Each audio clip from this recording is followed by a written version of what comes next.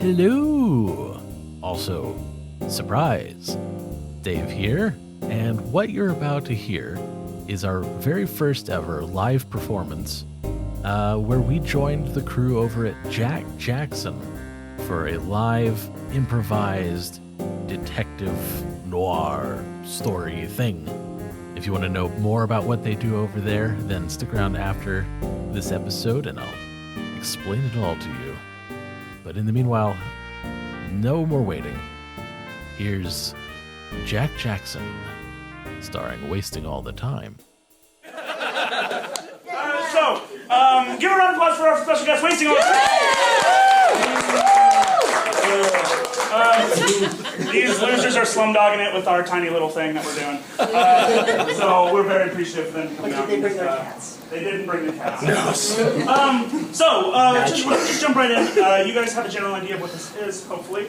If you don't, this will be a surprise. So I'm going to need a couple of suggestions to get us started. Now, for our first suggestion, what I need is our sponsor spot. We need something that you would want to buy in the 1950s, that somebody would go wild for. So I haven't seen any of your faces ever before. So what is something that a 1950s person would just lose their mind over? Portable fryer. A portable fryer. A portable fryer. I could go on for that right now. I'm going to be honest. I want that now. This is a portable deep fryer. Okay. No, 10% less flammable. And from you, sir, what's your name? Down to 150. Mason, can you give me a location that begins with the letter M? Anywhere in the world. It can even be a non-geographical location. Madagascar. Madagascar. Madagascar. That's an island. Animals. Right. I know everything about Madagascar. Madagascar is our suggestion. Thank you guys so much for coming. Thanks for wasting all time for being here. This is a partner of us. This is the most amount of people we've ever had for Jack Jackson. So here we go, ladies and gentlemen, Jack Jackson.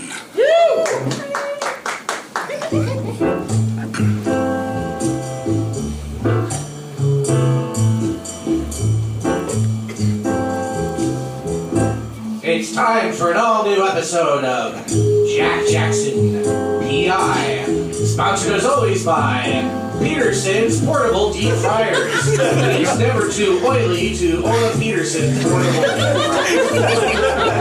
Tonight, Jack takes on his toughest case yet, the case of the Missing Madagascar Mask.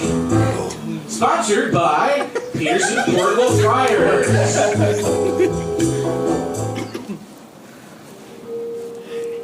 It had been a real long time since my last case took me out of Dock City. Anywhere I left that wasn't Michigan didn't feel like home.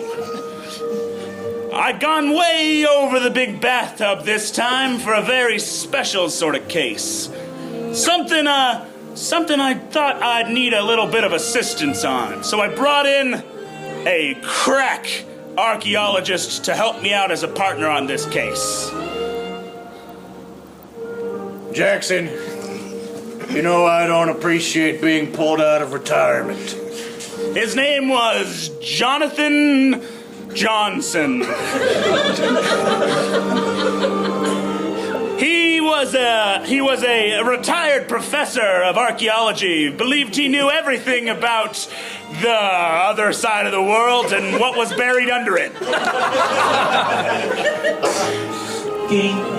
I'm sorry, we'll have to ask you to put your tray table up and your seat back up. We'll be landing in Madagascarville.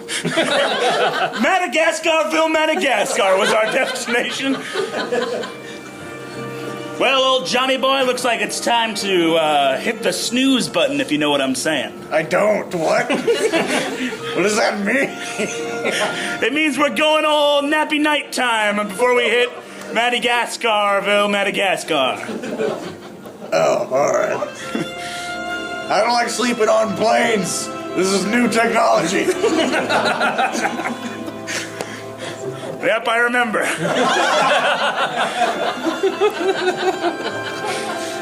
About 24 and a half hours later, we arrive in Madagascarville Airport. We touch down and we go to meet our contact. We step out of the plane and she's there waiting for us. Delilah Sterling. Oh, thank you so much, Mr. Jackson, for coming out to help us out on this case. I'm just beside myself on this one. Delilah, wonderful to see you again. How's my prodigy student doing? Oh, I'm doing very well. They had a Very well, contentious Professor. relationship. It's wonderful to see you. They were bitter rivals to the end. And how's Mark and the kids? Oh, they're doing just fine. Oh, Delilah, I knew our niceties would wear thin. But I did not expect violence. However, I will return. Delilah had usurped John as the Madagascar's leading archaeologist. She got famous finding the Madagascar Mask, a mask said to have been worn by the ancient Babylonian king of Madagascaria. Many people do not realize that the Babylonians did make it all the way down to Madagascar. They built very special boats.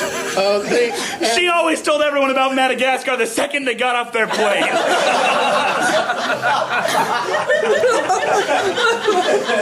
This is what the professor hated it when she rubbed this kind of knowledge in his face. I worked for years, Delilah, and I've never linked the Babylonians to Madagascar. Well, I guess you're just bitter. We will now be deplaning third class. Oh, wait, you got on the plane? yes, the security in Madagascar is not very good. One passenger to deplane third class, a Miss Katie. Sorry, I was napping. Kitty Kitsworth, my secretary. She came with me everywhere. She was a sort of partner of mine. Looks like this was a 3-person operation. Oh, I slept so good on that flight. It must have been those Peterson's portable deep fryers they had on the plane. Oh, you know that Peterson's deep fried food always makes me sleep like a baby. They don't even have to deep fry food. I'll eat paper, a ruler, a pencil. Yeah, or as long as it's been in Twinkies. a Peterson's, I'll eat it. Puts you right to sleep. Peterson's portable deep fryers. Peterson's portable deep fryer. Peterson's The portable finest deep fryers. quality deep fryer you can take with you. Oh. Take it from me, a paid actor. Oh, hi, I didn't see you there. Oh, I'm Sally, Kitty Kitsworth. Nice to meet you. We made our way off the plane. Well, howdy there. Welcome to Madagascar. It was Madagascar. It was one of the natives. My name is Rusty. I'm here to take you and your party to the La Quinta. We hopped in the back of his Jeep, and he drove us through the tundra. Yeehaw! A lot of people don't know this about Madagascar, but there's actually quite a bit of permafrost here. You just don't normally see it because of all the humid, hot jungle. It's true. Most people give up partway through the jungle and they don't get to see the permafrost. Oh, it's lovely. Not as lovely as you, Miss Kitsworth. A vision in khaki. Why, thank you. I had it personally designed by my stylist. Frederico! They're talking about your design, Frederico. Oh, hello. I brought it with me.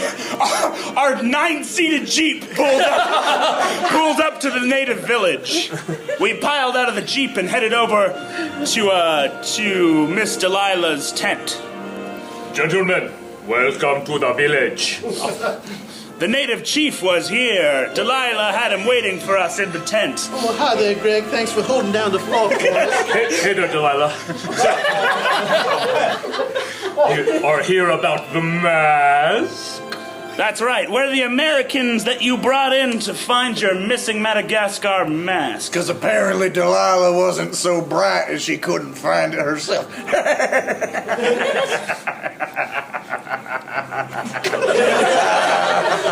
Hey, don't make fun of my mom, you punk.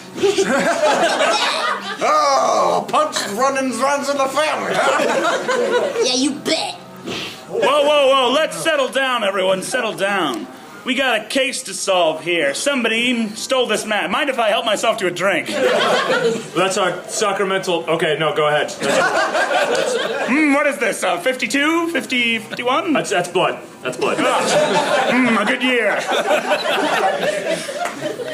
So, Delilah, why don't you fill us in on all the details? Well, as I was explaining earlier, the ancient Babylonians brought this mask down from Babylon when they colonized Madagascar, and it's said to have special magical powers. It symbolizes the ancient Sumerian rite of disguise, and they say that when it is in the possession of a person with a heart of darkness, then they'll go and write some novel about the jungle. And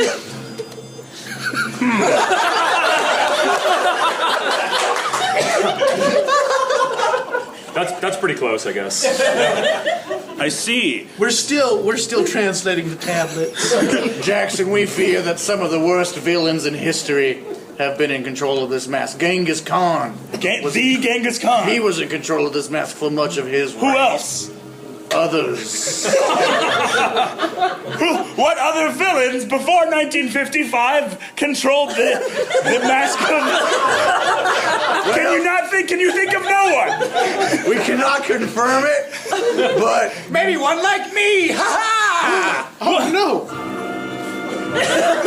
Sam, what are you doing here? Oh, I'm come to steal the mask, you fool! You're too late, Sam. Sam, What? That's why. I don't know you, but I feel like you have bad timing. Because the mask is gone. It's not. Well, I thought it was 6:22 a.m. Nope. Not p.m. Oh, that Madagascar time. Oh. Madagascar Central Zone. Dang. Well, if you guys could forget what you saw, so I could redo my evil Sure. Sure, wait. Hello there, Sam. I'm just a clothing designer, but I knew it was gone already, too. Frederico's really smart. All right. Thanks, Well, guys. see you later. Smoke bomb! He walked away. Don't look at me! Don't look! I have to apologize for Sam. He's my ex-husband, and he has a taste for the grandiose. Right. So Delilah, why don't we go back a few steps more? If I'm not mistaken, the natives set up this village here because its proximity to the Babylonian temple not far that you and Mr. Jones found. Did you want to talk about it, Greg? Yeah, the temple is super sacred. Like, all of our most sacred goings-on go on there. Very sacred, Jack. The Very Babylonians, they were real big on sacred stuff. So, there's... Native chief, gotcha, okay. Just making sure. I'm native Babylonian, I moved here. You were saying? One of our most secret rituals years and years ago is what we used to create the mask. And it had to be kept in a secret space so that no one could ever steal it. And so, And someone stole it. right. And I believe before that took place, right, before that transpired, Mr. Johnson, you and Delilah here dipped into that old secret ruin. Am I wrong? We were discovering the ancient secrets of the Babylonian technology. You know, they were incredibly advanced for their time. The modern helicopter, another new technology, is based off of ancient stone sketchings.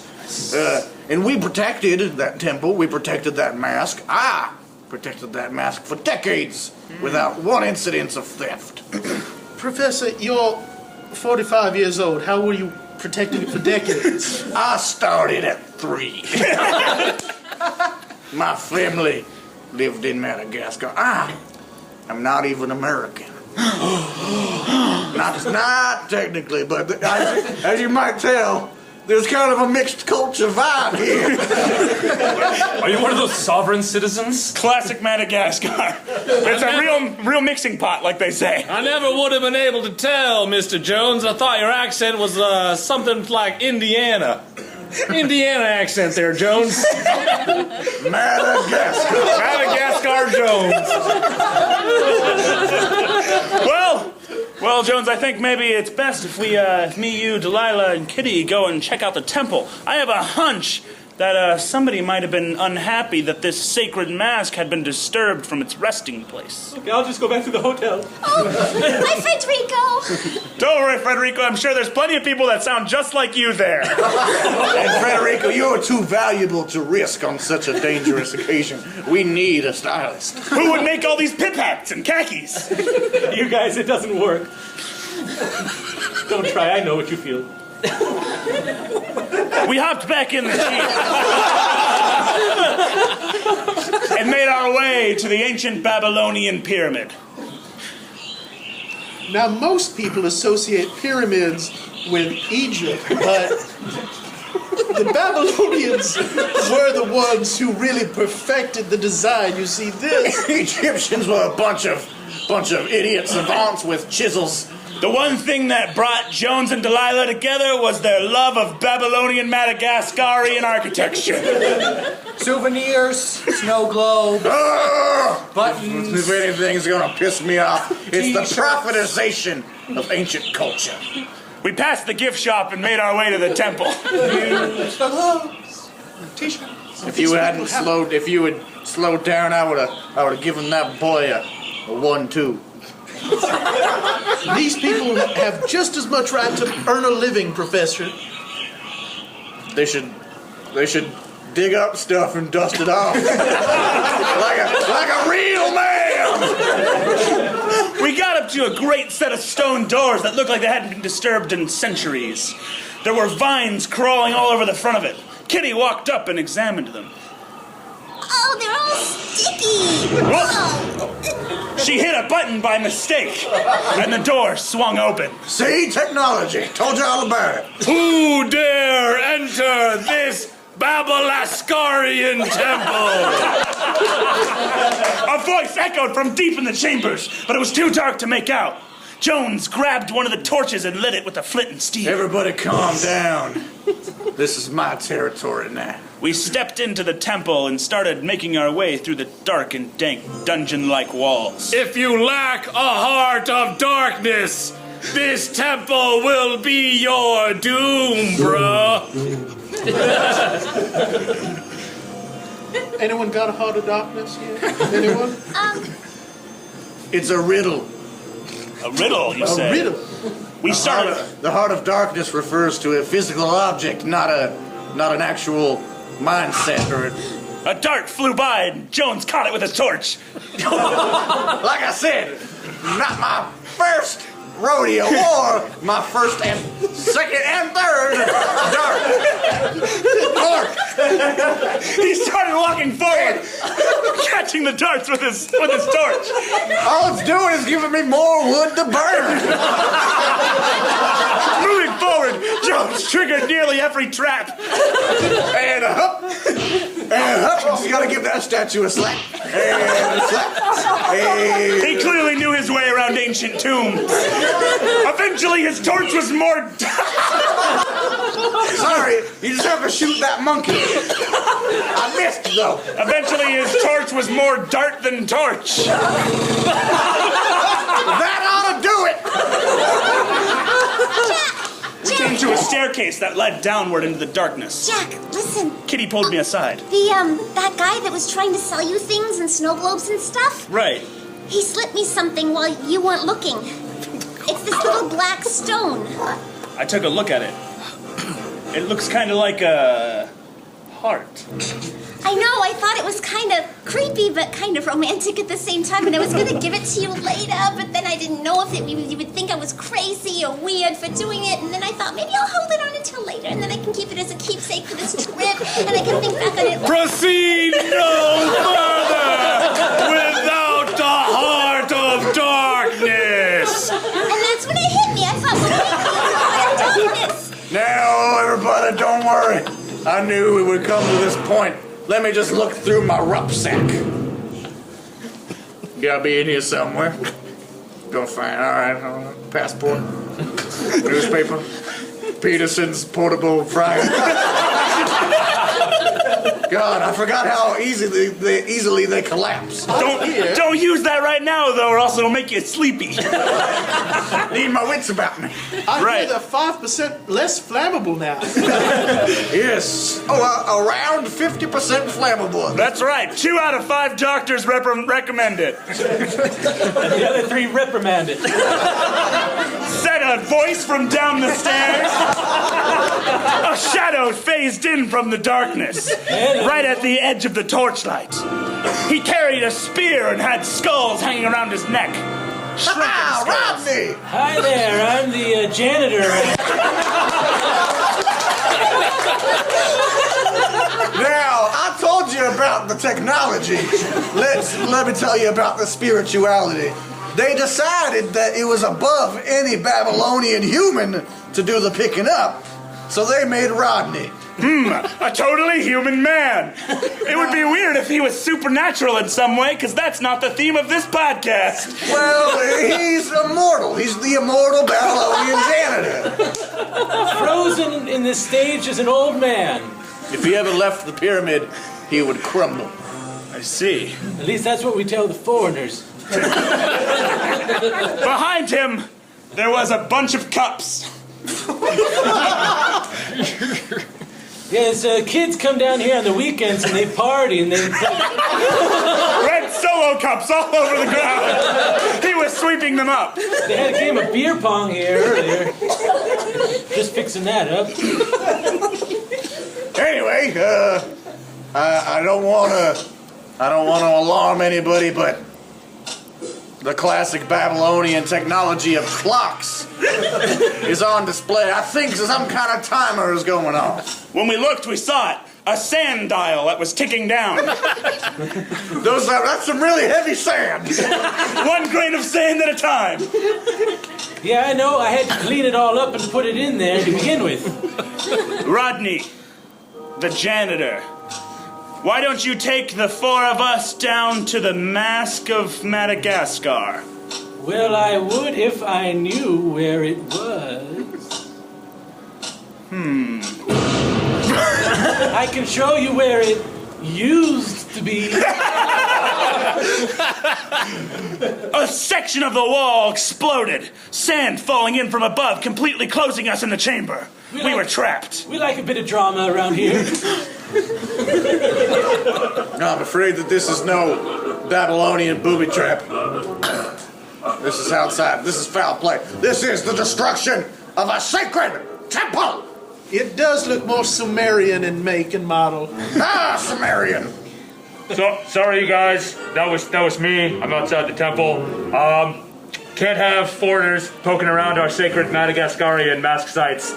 So I'm going to bury you here. You're going to be buried alive. Greg, I am surprised at you. I'm sorry. Yeah, that's Greg, I am also surprised, but I understand it. To be honest, I did not expect to return back home to America. I would rather die here where I did my work. You're welcome. Are we really gonna die in here? Kitty cuddled me close, holding on to me. If you wish to survive longer than I, you may eat from my flesh. Jesus Christ!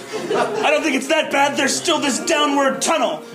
I think our hope lies in the Mask of Madagascar. Well, yeah, down this way, down we go. Watch your steps. Some of them are a little bit shorter than the other ones, and it can throw you off. We started to walk down the stairs when suddenly Kitty tripped another slab. Ow! We heard a button press, and the stairs turned into a slope. We all started to slide. This slab's been tripped. I always love that part. The janitor watched us from the top. He waved jauntily. I got cups to clean.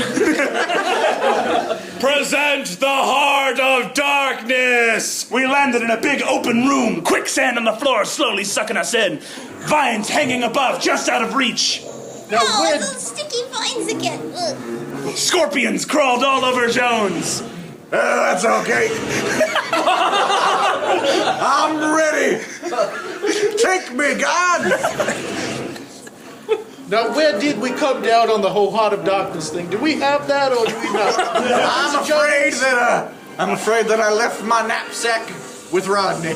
The vines above caught fire. Clearly they were drenched in ancient Sumerian, Babylonian technology magic. Yes. Lots of oil.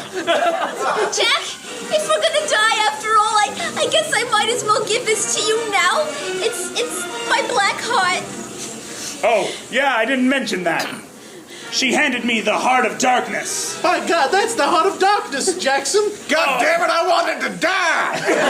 Why won't any of these scorpions sting me? Oh, sweet, the Heart of Darkness. We were waist deep in quicksand. Fire, flaming vines above, choking the air out of the room. The voice echoed around us. Give me that heart. First, reveal yourself. I can't unless you give me that heart. And how can I give it to you if I don't know where you are? Just kind of put it somewhere that it looks like it would go. We're in a pit of quicksand. Well, you're gonna run out of places if you keep waiting. Jack, look at that hole in the ceiling. It looks kind of like a heart. You're right, but it's so up high. I can't reach it. Wait, put me on your shoulders. I can reach it. I used to do gymnastics. Okay, Jones, you're the strongest one here. Pull Kitty out of this quicksand and put her on my shoulder. 80 years old and still flexing. I thought you were 45. What? I feel 80, but I don't. Anyway. You must hurry. The quicksand will be up to your ankles soon. It got to the top of my chest. There you are, honey. Ow! She jumped. She had just barely missing the heart. Try again.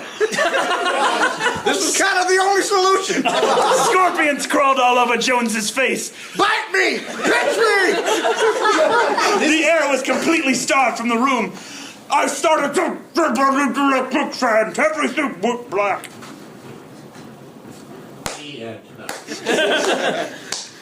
Suddenly, the sand started to drain away. Want to buy any snow globes now? Maybe some t-shirts? Ah! It was him, The tourist boy. Sam. Yes! Now let me take off my mask to reveal me, Sam! You probably thought I was the boy selling souvenirs out front.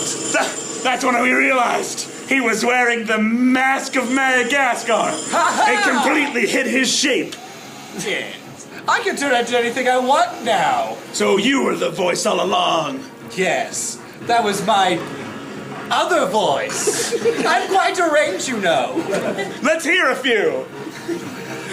Give me that heart, yo! That's me. Hello, I would love a black heart. Also me. All right, I think that's enough. That's good. I could go on for days with this stuff. You know, I used to do voices like hey, and hey. That wasn't very good. He pulled the heart from above. We were all still stuck about waist deep in quicksand. Well, I'm gonna just leave you guys here. I'm gonna go off and do a bunch of crimes around the world using this mask. But why? Why did you need the heart, Sam? Have you ever been Wait, broken? hold on. Well, okay, go ahead. Kitty got the heart from the tourist guy. From me, that's right.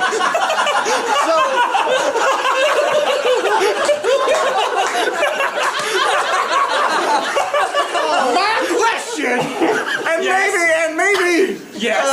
Jack, being a private eye, will also find the skeptical. I came to that conclusion hours ago. Why did you then need us to give you the heart here? And also, how did you get here? I'm not a thinking man.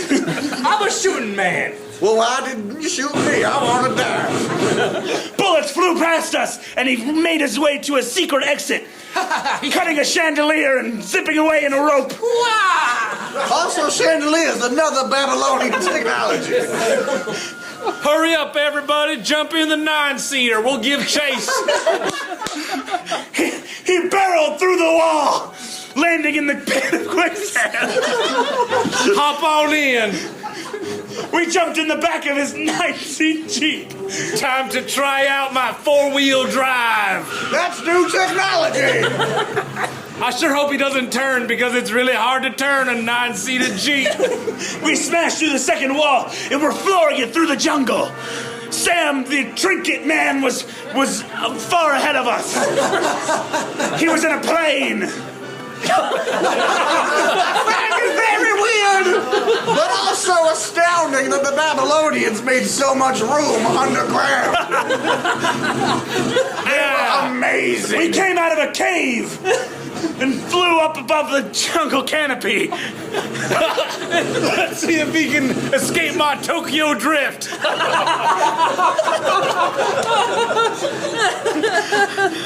There was nowhere for him to go but forward. In his plane. He could go anywhere. I think I'm doing pretty all right. Kitty man to the machine gun. Oh, good, you found the machine gun.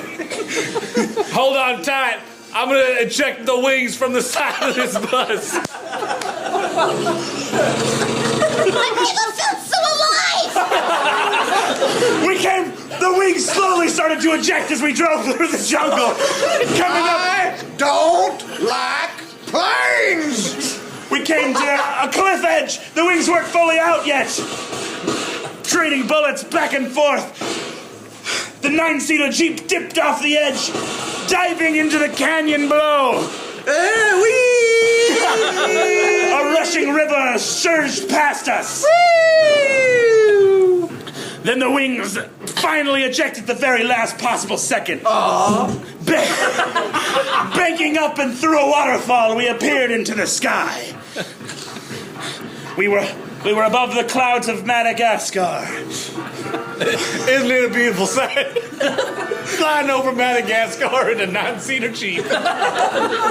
Trading bullets with a villain. Ladies and I really miss World War II. this is the captain speaking. If you look out the left side of the Jeep, you'll see the largest bathtub in the world.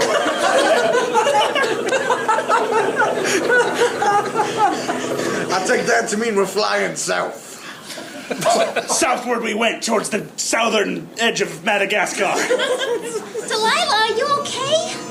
I'm all right, but I just wish Sam would stop trying to impress me with these things. I'm with Mark now. We have children, but he just won't leave it alone. You know, I understand it's really, really hard to get over someone that you really shouldn't be in love with, but you can't help it sometimes, and maybe you should... Well, Jack Jackson! Sorry, I was enthralled with that conversation. Delilah, you gotta tell him how you feel. You gotta set things straight with him. Maybe that's the only... Kitty, don't stop shooting the gun! For the love of God! I think we need to talk. I think Kitty's right. We're gonna have to catch up with Sam and end this with the gun of diplomacy. All right, entering Tokyo drift mode. We kicked on the knocks and... Untested technology! We flew wing and wing. Jackson! Yeah. I no longer value my life. I'm gonna jump into his plane. Wait, you have to take Delilah with you. What? Because she's the only one who can make Sam give back the heart and mask. Maybe we could just convince him to land. Damn it! that's just fuel. strap me to your back and jump! Delilah ran to the back of the plane, climbing onto the wing. All right, Delilah. But I don't like you being this close to me, by the way. I don't like being this close to you either, Professor. One last punch. One last punch. There you go. They ran together and jumped. Time seemed to slow down as they flailed their arms and legs. I really regret this decision. Give me some of that Peterson deep fry. They rolled, landing on the wing of Sam's plane. I couldn't hear what was going on, but I can imagine what it sounded like. A little something like this. Sam! Give up the mask. Never! Sam! Delilah! Bow! Bow! It's over! It's always gonna be over! I can't accept that! I'm with Mark now, we have children! I just need to say one thing. God! I just need to say one thing. Sorry, I should probably stop shooting. I'm just so used to all my... Hey, Jackson, just hit me. It's cool. This is why they transferred you, Professor. Hey there, Delilah. Yes, Sam? What's it like in New York City? You're 1,000 miles away tonight, but girl, you look so... Yes, you do. I miss you very much, Delilah. No one could love me quite as you, as you. You know. Sam, what the fuck are you talking about? I write poetry. She's right here. Anyone for some plain white tea?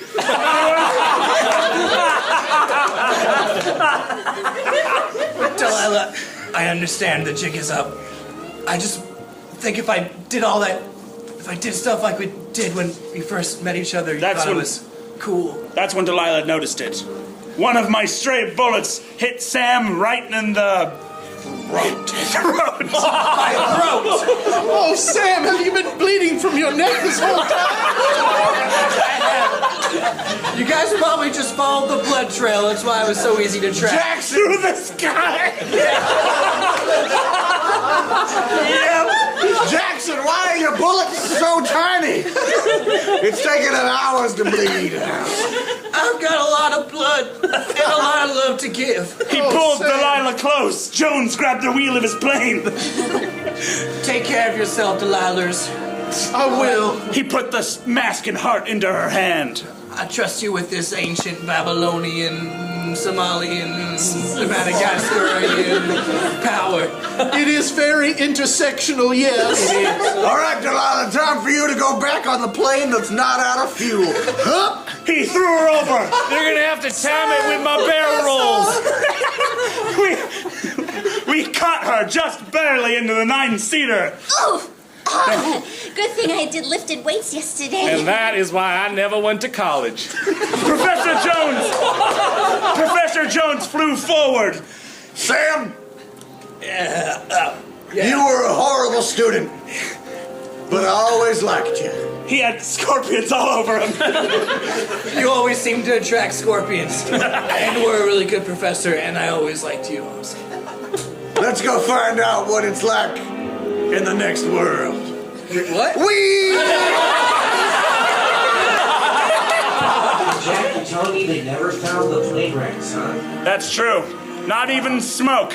Did you bring me a souvenir from Africa? I sure did. This is for you. Thanks. It's a black heart. Wow, I'll put it with the other things you've gotten me over the years. Yeah, right there with that Ark of the whatever, Magna something, and those other things. I'll have my top men look at it. My top men. All right. You've been listening to an all-new Jack Jackson in the case of the Missing Madagascar Mask. Sponsored as always by Peterson's Portable Deep Fryer. With the Petersons, you can fry up some food and repel village hoarders. Oh, thank you guys so much for coming. Here come the lights. Watch your lights. Blinding lights. Watch the lights. No, here they come. And there they go. Why? Thank you guys so much for coming. We need to buy a dimmer. I hope you guys learned a little bit about history. I sure did. Also, we seem to have killed Indiana Jones. and I guess Shia LaBeouf. Thanks guys for coming to Jack Jackson. Give it up. Let's hear it for Sarah, Seth, Cameron, Ryan, John, Cody, and David. Next time, post. Make yourself to say it very assertively. Make sure you guys follow us on Facebook. Go to our SoundCloud if you want to hear this episode. This episode will also be going up on Wasting All the Time's podcast. If you want to... That's right, it is. It's up on our feed. You're listening to it now. You survived. What did you think? What did you like? What didn't you like? Let us know. And who knows, maybe someday we'll do another one. That'd be pretty great. I'd like to thank very much Jeremy, Sarah, Seth, Cameron, and Ryan over at the Comedy Sportz Sacramento Theater for letting us join. And also Chris up in the booth, giving us the sound effects and the music. It was great fun. Also, I went to the Comedy Sportz show directly in front of this performance, and it was a ton of fun as well. They have Comedy Sportz shows pretty much every Friday and Saturday night at 8 o'clock, and I highly recommend you check it out. It is a very fun. They do other shows as well, on occasion a Mayhem show, and Jack Jackson, of course. They also teach some improv classes. So check them out at comedysportssacramento.com. Comedy Sports with a Z, Sacramento.com. So thanks for listening, and our regular episode will be up on Thursday as usual.